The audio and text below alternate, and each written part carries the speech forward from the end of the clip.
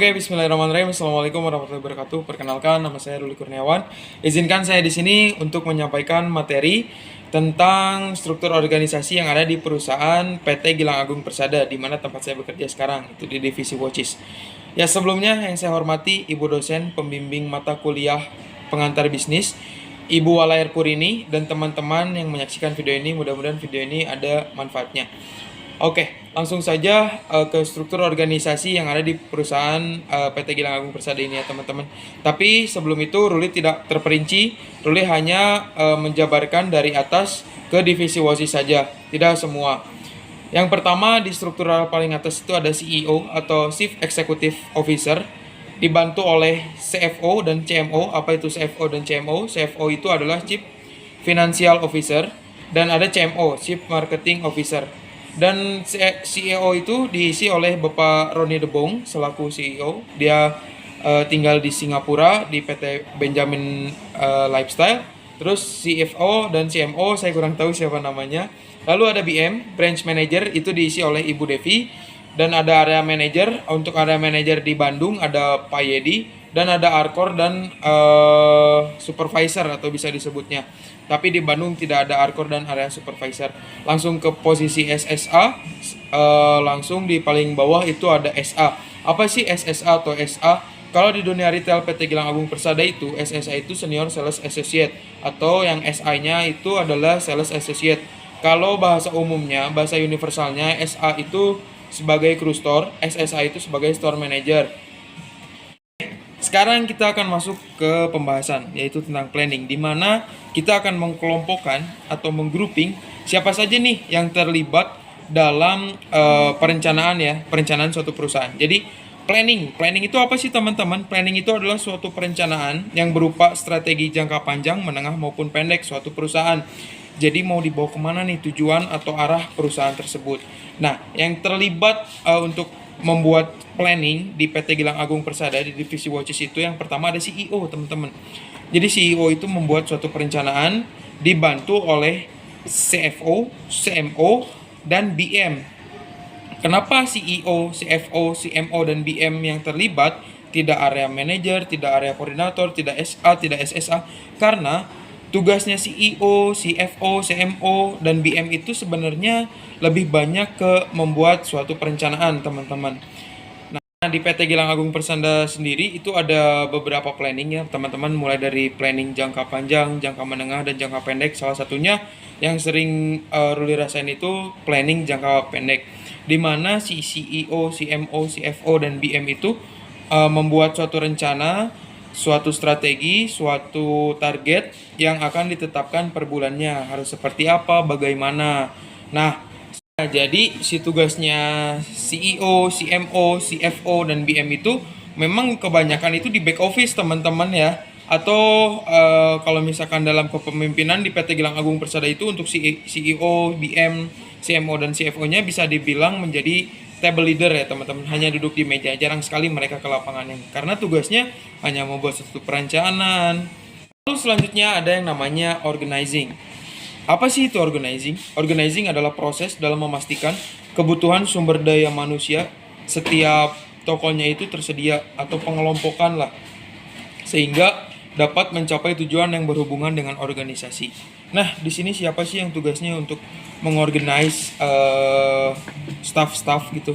Di sini tuh yang terlibat ada area manager, ada area koordinator, dibantu oleh pihak HR atau HRD, di mana si Arkor itu biasanya membuat laporan kepada area manager, mereka mempertimbangkan dan mereka mengajukan kepada HRD apa yang kurang di setiap divisinya gitu ya teman-teman. Nah, lalu ada actuating. Apa itu actuating? Actuating itu pergerakan, membangkitkan dan mendorong semua anggota kelompok agar supaya berkehendak dan berusaha dengan keras untuk mencapai tujuan. Nah, berarti actuating ini kebanyakan job desk-nya itu dilakukan oleh anak-anak floor seperti Arkor, seperti SSA, dan SA. Karena Arkor, SSA, SA itu lebih dominan ke nge-push target teman-teman, value, jualan teman-teman. Jadi Sekali lagi di actuating ini di PT Gilang Agung Persada Divisi Watches yang banyak berkecimpung, yang banyak job desk-nya itu sebagai penggerak, yaitu adalah SA, mulai dari SA, SSA, dan area koordinator. Selanjutnya ada controlling. Nah, controlling itu apa sih? Ini adalah fungsi manajemen bertujuan untuk melakukan kontrol atau evaluasi terhadap kinerja suatu divisi atau organisasi.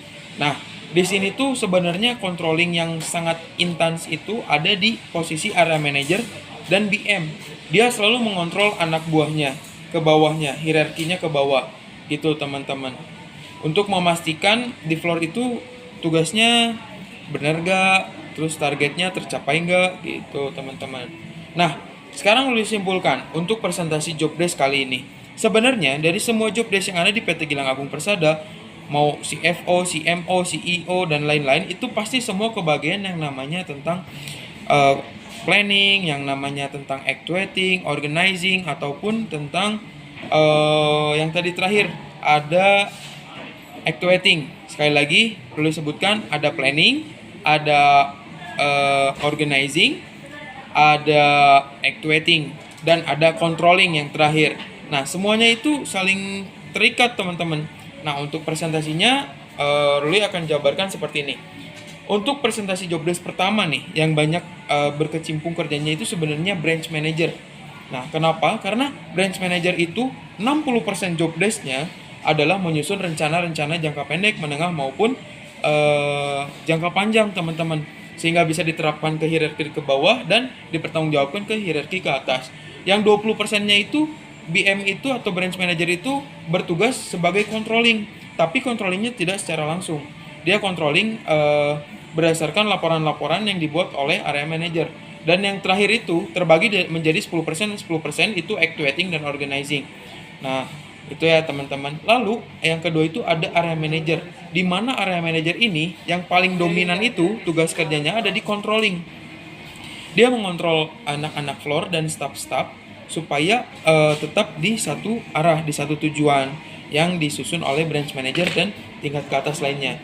Yang 25%-nya ada actuating. Ternyata si area manager ini ada ya teman-teman, ada pergerakan untuk actuating, untuk mendobrak sales juga, tetapi sangat jarang sih sebenarnya. Nah, lalu yang 15%-nya itu ada organizing. Dia jadi mengetahui kebutuhan sumber daya manusianya yang ada di floor sehingga dapat terpenuhi nih, gitu. Dan yang 10%-nya ada planning. Sebenarnya area manager itu jarang sekali membuat planning, dia hanya 10%. Dia tuh tugasnya hanya menjalankan planning yang sudah disusun sih sebenarnya oleh branch manager dan CEO tadi, teman-teman. Selanjutnya kita akan bahas itu tentang CEO, Chief Executive Officer. Dia tuh hampir sama sih tugasnya sama kayak BM ya, tapi dia lebih dominan ya membuat planning dan controlling teman-teman. Dia tidak bergerak langsung untuk actuating maupun organizing, gitu ya. CFO pun sama, CMO pun sama. CFO itu kalau tadi kurang jelas, teman-teman boleh coba review lagi. CFO itu Chief Financial Officer, dia yang mengerjakan sebuah keuangan, cash flow perusahaan. Dia yang menjaga itu semua. Dan CMO itu untuk orang marketingnya teman-teman, promo dan lain-lain produk ya. Terus ada Arcor, kita masuk ke Arcor. Nah, Arcor ini untuk membuat planning sendiri dia cuma 5% teman-teman. Dia tugasnya cuma ngawasi doang gitu. Sama actuating yang paling besar ada di 50%. Tugasnya Arcor 50% itu tentang actuating, pendobrakan, terus dia secara langsung untuk nge-up sales. Nah, yang 10%-nya ada organizing. Terus ada SSA dan SA. Untuk SSA sendiri untuk membuat planning, karena dia sebagai kepala toko, dia ada yang membuat planning harian. Dia job desk-nya cuma 10%. Controlling-nya itu 20%. Lalu untuk actuating, SSA lebih besar karena tanggung jawabnya di floor lebih besar lagi gitu. Dan untuk 10%-nya tentang organizing, tapi jarang sekali SSA di PT Gilang Agung Persada di divisi watches untuk melakukan sebuah organizing. Nah, yang terakhir di posisi terakhir ada SA yang tugasnya 100% untuk actuating saja. Nah, mungkin itu saja pembahasan dari Ruli kali ini. Kurang lebihnya mohon maaf. Sehat selalu buat kalian semua dan sukses terus, semangat terus belajarnya di Universitas Nasional Pasif.